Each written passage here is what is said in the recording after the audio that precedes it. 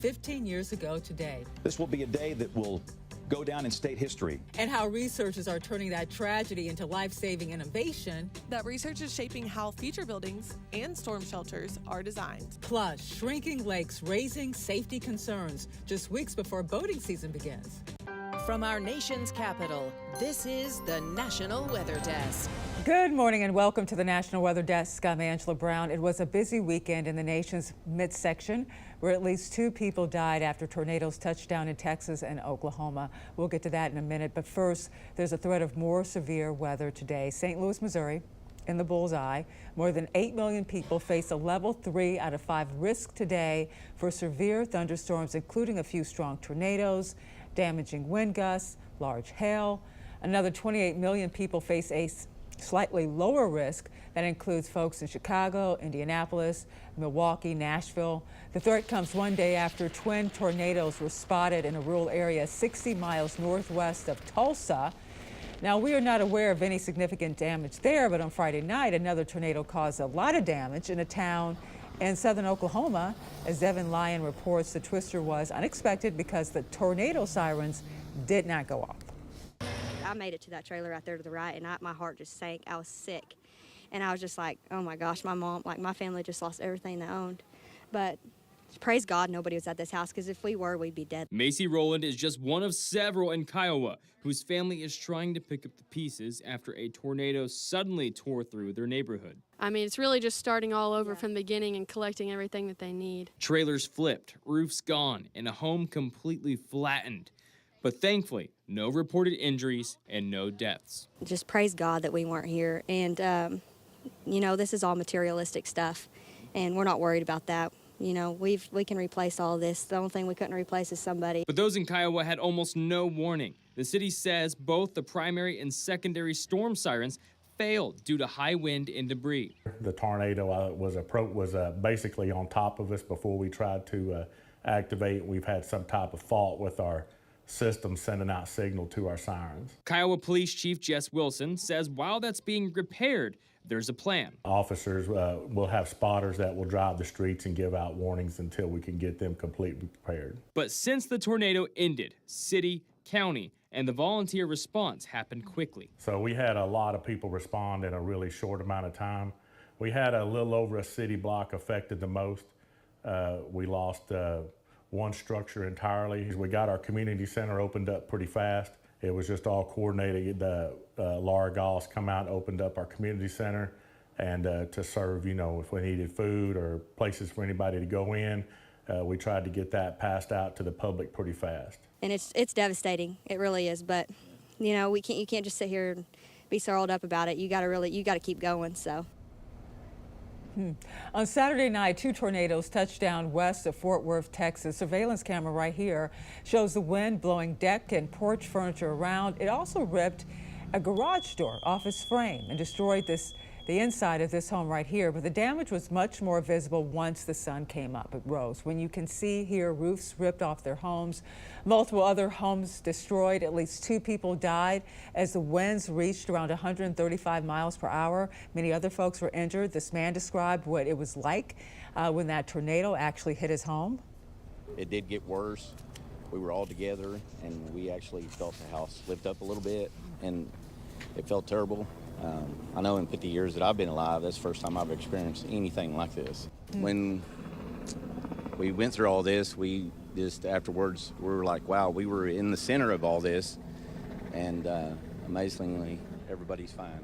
Well, last week, several tornadoes touched down in the Central Valley in California. Meteorologist Ilya Newman tells us more about one of those twisters and the conditions making this rare event possible.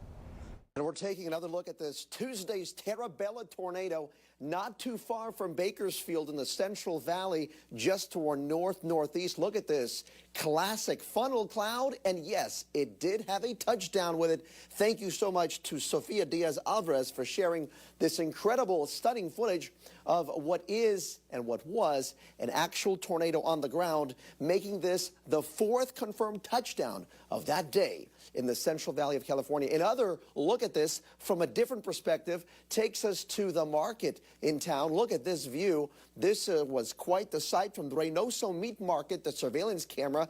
Watch it from the beginning. Look to the right side of the screen as this tornado starts to make its presence known and felt. And watch what happens in the moments ahead. First of all, the flags are the first sign. They start blowing in, and then the trees start to get sucked in to the circulation, following which a power flash, and then boom, there it goes. And tornado, that's the one you saw. And here it is. Thankfully, everybody was okay from that. The radar view takes us back to that day. And this is the storm, the thunderstorm that rolled through Porterville. Zooming on in, we'll see how all of the ingredients came together. East-southeasterly flow near the ground. Southwesterly to westerly winds in the upper atmosphere. And the thunderstorm with the updraft tapped into the instability, bringing that tornado through Terabella. Here's a screenshot of the exact time of the twister touching down. You can see it was a very temporary cell, but that's all it needed to do what it did. Drought and wildfires continue to cause problems in the southeast. One wildfire in southern Georgia doubled in size over the weekend and is now just 6% contained. Many of the more than 150 fires now burning in Georgia are growing as well. Extremely dry conditions and strong winds are fueling those flames. More than 100 homes have been destroyed and hundreds more are threatened. More than 100 people are right now under some sort of evacuation orders. And we've also been watching widening drought conditions across the country really for months now. One area in severe drought is Bristol, Tennessee. The lack of rain is raising safety concerns because the lake levels are low and boating season is just weeks away. Natalie Hillen has more. A dry stretch across the region is beginning to show its impact, especially on local waterways. It's an integrated system. It's dependent on Mother Nature. It's dependent on how much rainfall we actually get. And when we're in a drought and we're not getting these rain events, it makes it a lot more challenging to hit our pool targets. According to Tennessee Valley Authority, or TVA, lake levels across the region are falling short of where they should be this time of year. Extreme, significant deficit of below normal rainfall that we've seen. And it's been, in some cases, several decades since we've had this type and severity of lack of rainfall. Boone Lake is one example, still trying to catch up after weeks of dry conditions. It is lower than where they want it to be and normal, and it's actually running about a month behind because of the lack of rain. The lake hasn't been coming up. South Holston Lake is also lower than this time last year, still within range, but not where officials would like it to be. At Lakeview Dock Marina, right along South Holston Lake, owners say boating season is already picking up, and they're urging boaters to stay alert. The lake is a little bit lower than normal, so there are some islands and some debris floating where the lake's just now coming up. With Memorial Day weekend approaching, more people are expected to hit the water, but lower levels could pose challenges. The ability to fill reservoirs is heavily dependent on Mother Nature and how much rainfall we get. We're doing everything we can to conserve as much water as possible. Even with rain in the forecast in the coming days, it won't be a quick fix. It's been so dry for so long, it will take several rounds of much needed rains to bring everything back up to normal. And check out this dust devil that formed near Providence, Rhode Island over the weekend. They are typically harmless, but it's best to avoid them. They happen when warm air rises at the surface when winds are light. That creates a vortex that stretches vertically as more warm air rushes in to fill the void left behind by this rising air. They are, though, pretty rare, especially here in southern New England. And coming up on the National Weather Desk, we'll look back at what's become known as the 201 super outbreak when multiple tornadoes hit the southern U.S. And we're going to help you better understand a type of precipitation known as graupel. And as we head to break, we take to the skies with a flock of flamingos.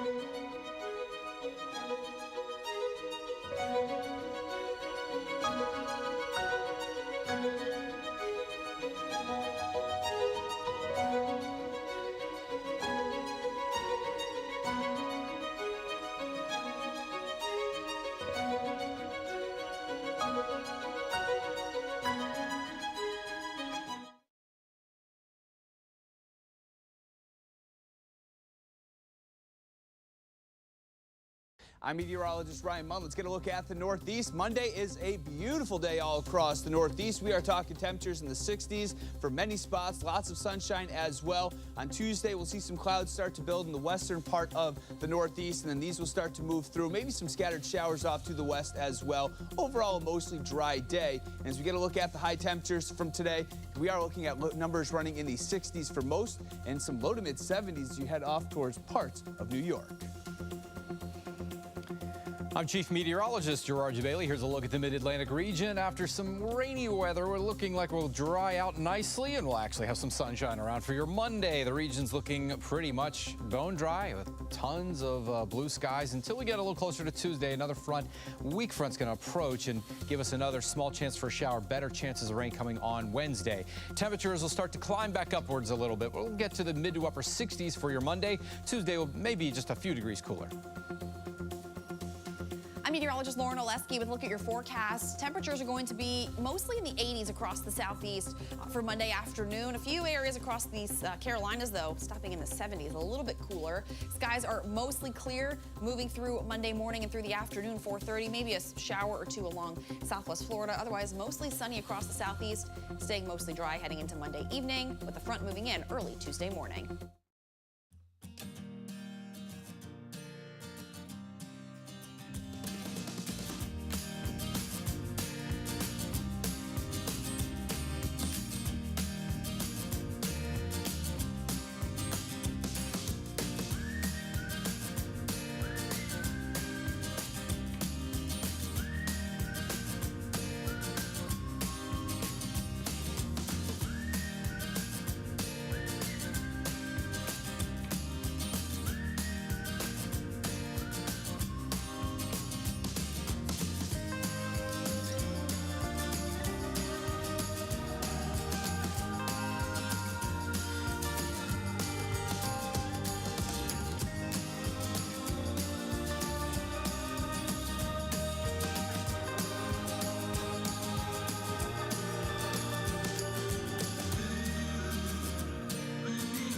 You are watching the National Weather Desk.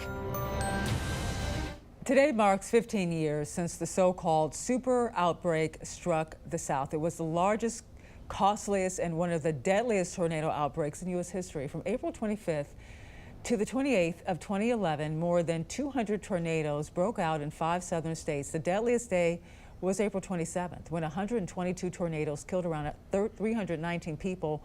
More than 250 of those lives were lost in Alabama. Birmingham meteorologist James Spann was actually on the air for 10 straight hours, warning people about this storm. Many credit his tireless work with saving so many lives. Here's just a small sample of what that day was like. Everybody in the Birmingham Metro should be in a safe place right now. I know you're trying to get your kids ready for school. Don't worry about that. If the principal gets mad, tell him to call me. You need to be in a small room, lowest floor, near the center, away from windows until this line of severe storms passes. This is a life-threatening emergency in Cullman County, northeast of downtown Cullman. For about the next 20 minutes, a tornado is on the ground. We know it's on the ground. We see it. Please take cover immediately. And again, you can see the debris. What happens, the radar beam will bounce off of these, the shrapnel, if you will. That's called a debris ball. But in this case, we don't need a radar. You're looking at it live. And again, remember, I stress, just because you see this thing changing in structure, it's still down. You're going to see it looking different from time to time. And there could be a time where it lifts temporarily, but clearly we have debris right down here that is on the ground. And again, this is going to be very close to the Skycam site. So let's pull that thing out just a little bit, Jason, and you can see how. Just for perspective, James, that tower on the right-hand side of the screen, that's the Channel 52 that's First tower. Baptist Church. That's First Right. Baptist Church Cullman. So Right. it is passing to the right. over the courthouse right now. The Cullman County Courthouse sits across the street from First Baptist Church, and that is a low-power TV transmitter in Cullman. And again, this thing is coming right through the middle of downtown Cullman. So we are now calling a tornado emergency for Tuscaloosa and Northport. This might track a little north of the city of Tuscaloosa, but I sure can't guarantee that. It's way, way, way too close. So at this point, we are asking that everybody in Tuscaloosa and Northport, based on that live stream, to be in a safe place. Small room, lowest floor near the center, away from windows. This includes the campus of the University of Alabama, as we are now looking at a large, violent wedge tornado that is near the Tuscaloosa-Greene County line. Look at that. Goodness gracious. This will be a day that will go down in state history. And all you can do is pray for those people. This is an extremely violent situation. Notice the power flashes. Please. It just passed the Tuscaloosa County or the Tuscaloosa City Police Department. The police department is down there. Downtown Birmingham and points north. Please, please, please stay in a safe place. Don't try and take pictures of this. Don't even think about it. We want you to just stay put. We have neighborhoods that have basically been removed from the map. We have businesses that will no longer be able to engage in commerce. And we've got thousands upon thousands of citizens who have lost all of their possessions. It was awful. It was the most scared I've ever been in my life. Hearing people yelling for help and not being able to do anything because you're the person that needs help too. We felt the pressurization, heard all the windows implode, and then the next thing we knew, everything was flying around and falling in on us. I knew I had a lot of debris on top of me, and I didn't know if I could get out, but I was sort of crumpled up almost in a squatting position, and I couldn't move my legs at first, but that was just because of the debris. Well, 15 years after that historic April tornado outbreak, researchers at the University of Alabama are turning tragedy into life-saving innovation. Meteorologist Emma Kate Cowan shows us how those lessons are shaping the future of storm safety. April 27th, 2011 is a day many in Alabama will never forget, when powerful tornadoes tore through communities, leaving destruction behind. For one University of Alabama professor, that moment changed everything. It dictated where I am now. I was about to be graduating at the time, and I wasn't really sure what I wanted to do after college, and this was sort of a galvanizing event that made me realize, hey, if I can do something and take what I've learned in college up to this point and apply it to try to make sure that similar disasters don't occur in the future or protect people, then that's what I want to do with my career. Now Crawford is back at UA working to better understand how storms impact not just buildings, but entire communities. Inside this lab, researchers are recreating those extreme conditions using a powerful debris cannon to test how structures hold up. So this is our debris cannon lab in the Department of Civil Engineering. We have a quad barrel debris cannon that can shoot missiles that we use to test the structural response of infrastructure. That research is shaping how future buildings and storm shelters are designed. We can certainly design something to survive a tornado out of titanium, carbon fiber, all these exotic, really strong materials. But one of the challenges will be the cost.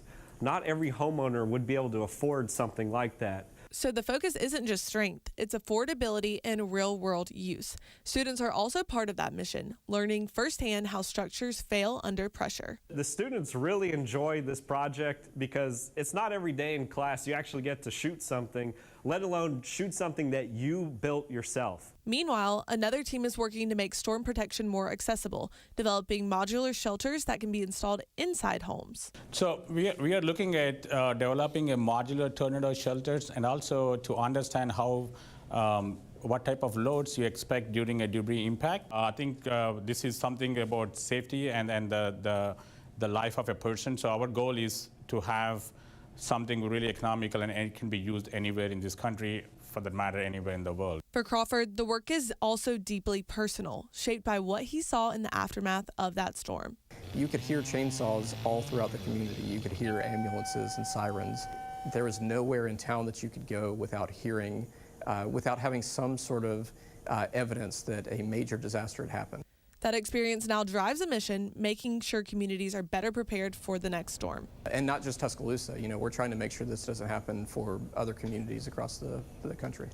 And we are now in severe weather season, and it's been an active one for tornadoes so far. Having a severe weather kit at the ready really is a good idea. Meteorologist Zach Hatcher has more. If you're trapped under debris, you want to get somebody's attention that's far from you. An air horn might be the trick for doing that. Of course, batteries and the different things that you'll end up packing in your kit. I won't mention all of them here, but boots or good shoes with hard soles in the bottom to make sure you protect your feet. If you have to walk around, there could be broken glass or other debris that could hurt. And then a cell phone, of course, to call for help. If it's charged, you want to charge it. First aid kit, but you want one with a tourniquet, other things to help kind of stop bleeding and get you more time to get to a hospital if you need to. And then a flashlight, power might be out, might want a flashlight for everybody in the family. And then food, you might want about 3 days of food. You definitely want 3 days of water. That is the recommendation from the Red Cross, and that is per person. So about a gallon per day per person. And then a helmet to protect your head from anything that might be falling or coming down from the severe storm or tornado that could be taking place. And then a weather radio. That is very important because if your phone's not charged, maybe the weather radio is the thing that gets you the warnings and the information that you need. And as we head to break, we soar over Florida's overseas highway to the Keys.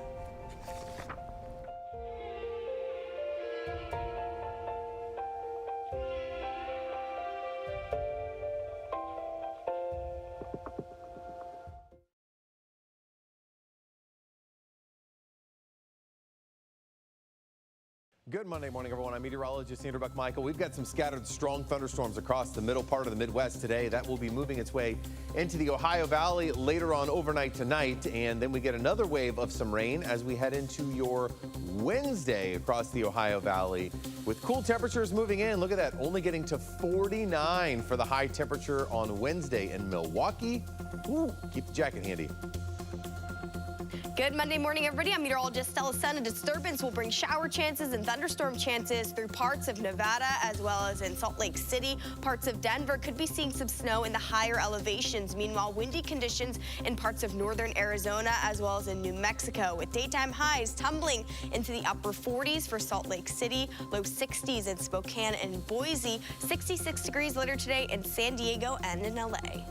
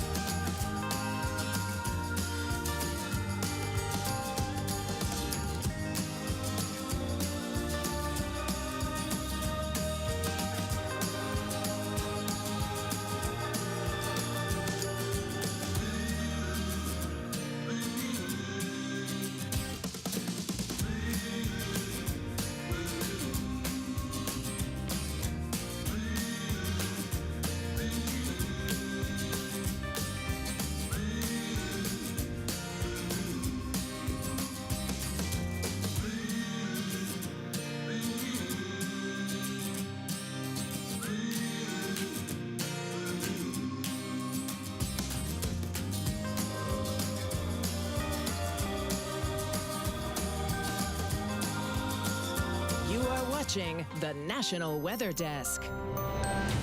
Graupel and hail are two types of precipitation that can be confusing, but meteorologist Hannah Sheehy says they look similar, but that's where the resemblance ends. Graupel starts out as snow in a cold upper atmosphere, then falls through a layer of supercooled water droplets, which is liquid water that exists below freezing.